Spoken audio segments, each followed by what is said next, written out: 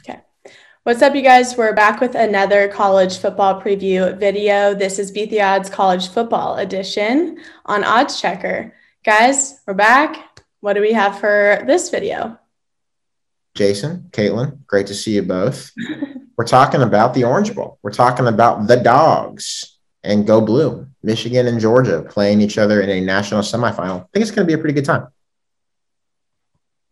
Yeah, it should be a good time for people who enjoy just traditional Big Ten/SEC football, I think is what is on offer here.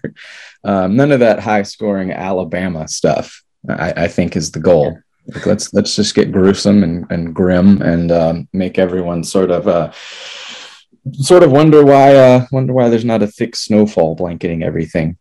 I think this will be a good time for people who are not fans of either team, because these are two angsty fan bases. And look, no one's happy when they lose a college football playoff semifinal. I guess that if Michigan fans lose, like they beat Ohio State, they weren't expecting to be here this year. I think a lot of them will come to terms with it within a couple of days, but it'll still be tough, like tougher than usual. If Georgia loses this game, oh no. Is right. Are things are going to get hot and heavy, and not in a good way in Athens, Georgia, if things don't go for the Dogs in this game. So I think there's a flip side argument to that as well. If Georgia loses, they think, well, we've been here before, we'll be back again, right? We'll continue making up ground on Alabama, and one of these days, one of these number 1 or 2 recruiting classes will finally be the one that gets it done. Michigan, I don't know how confident they are that they'll be back anytime soon. Right? Like, for the Michigan fan, there's some voice in the back of their head saying this was our one shot, right? So both of these championship deprived powers have been through a lot of things over the last 2 to 4 decades, let's put it that way. And the winner's just going to feel really bad. I mean, the loser's going to feel really, really, really bad. So, and honestly, the winner's going to feel kind of bad too, because they're going to have to do this all over again in the national championship. They're probably going to have to play Alabama. So I have I think my favorite pick for this game is the first half point total under 22.5. Both teams are going to want to establish the run. That is difficult to do against both of these teams. So it's sort of I just picture it's like two sumo wrestlers testing their fortitude and their will against each other and trying to prove a point. I'm seeing a lot of prove a point offense, not a lot of score a point offense, if you know what I mean. I don't quite like the full game point total of about 45 points, but a grim and sluggish first half, just a test of masculinity for 30 minutes that accomplishes nothing. I think that is what is in store. It 3-0 first half. Beautiful, perfect. That's what we want out of this game. Okay, that's reasonable. On my part, I'm going to note that the world famous novel coronavirus is obviously spreading at rapid speeds right now, and we hope everyone's staying safe. It could throw a wrench into this game. We do not know exactly what the game day rosters will look like, so all of this is kind of subject to the whims of the pandemic, as so much is these days. And you should check your sportsbook's rules, by the way, on how they would handle things if, for instance, a game were not played. But let's say that this game is going to be played.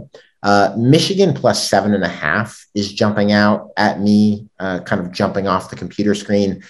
I think that Cade McNamara has really gotten a lot better as the season's gone along. I think he is not going to gift multiple interceptions to Georgia in the second half of this game.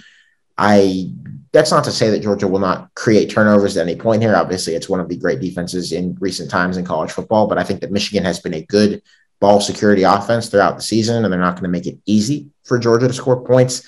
I actually think Michigan might be able to run the ball a little bit in this game, not like overwhelmingly well, because this is Georgia that they're playing, but this is a Joe Moore award-winning offensive line. Hassan Haskins and Blake Corum are really tough runners. Harbaugh ball is in full effect here. This is a tough line. H-backs, tight ends, very involved in the run game on the perimeter. I think Michigan only gets stopped at the line or behind it on like 11% of its runs. That's one of the best rates in all of FBS this year. And I think that Georgia will have a hard time keeping them off schedule with the level of ease that they are accustomed to. Georgia's offense, on the other hand, I know it's a good offense. I think people sometimes forget this and think Georgia's all defense, no offense. They played good offense all year. But I think this is a better offense when it can just run over teams, no duh, than when Stetson Bennett is actually forced to throw against secondaries that are formidable and that do not have to sell out to stop the run against him. I think that Michigan creates challenges in that area. Every time he has had to win Georgia a game with his arm, he has not done so. He might pull it off in this game, or maybe JT Daniels plays, I don't know. But can he pull it off and cover more than a touchdown against Michigan? Tough proposition. So I'm on Michigan plus 7.5. If I were taking a side in this game, I would join you there. The power ratings I trust most have this more like 6 points. So you'd be getting the favorable side of the key number there. And Michigan's 11-2 against the spread this year, best in the country. Georgia is 8-5. There's some context there. They often get up by like 20 points and then just sort of sim to the next week, because they're not interested in scoring any more points than they absolutely have to. But I think Michigan might come in just a tiny bit underrated. Nobody's really been able to run on Georgia all year, but Michigan will surely try. And if absolutely nothing else, that could shorten the game and keep it close. So I am with you there, Michigan plus. If you get the friendly side of a touchdown, I believe you can find it at about 8 points if you dig hard enough, but 7.5, basically the same. So into it. One other that if this had much better odds, it would be a fun one to take. I'm not actually taking it, but the special teams defensive score plus 175. If you find better odds on that one, I think that would be an interesting one to take. Both teams are a whole level better on defense than on offense. And there's a chance that I mean, remember Georgia Clemson, the only touchdown is a defensive score. So yeah. What a way to book in the season for Georgia that would be.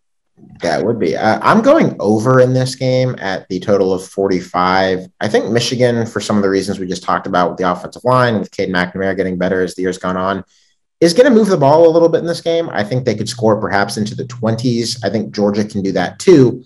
And if Georgia doesn't, if Georgia's offense really kind of falls flat in this game, I think that is going to include Stetson Bennett interceptions. And that is going to quite possibly mean short fields for the Michigan Wolverines. They are, I think, going to be very encouraged. Michigan will be to air it out, to keep drives moving, because this is still Georgia's defensive front. I went over on the SEC championship game. That almost hit in the third quarter. It hit early in the fourth, as it turned out. I think this could be more of a shootout than people envision. And there's just something that makes me feel powerful about betting the over on a game like this between two teams like these. And so I'm just ready to kind of go with God on New Year's Eve. And that's it for me. All right. I like it. Well, that's all that we have for this preview of this video. We also did another preview, so catch that one as well. That's all that we have for this week. Hope you guys had a great holiday and great holidays coming up. But this is Beat the Odds College Football Edition on Odds Checker.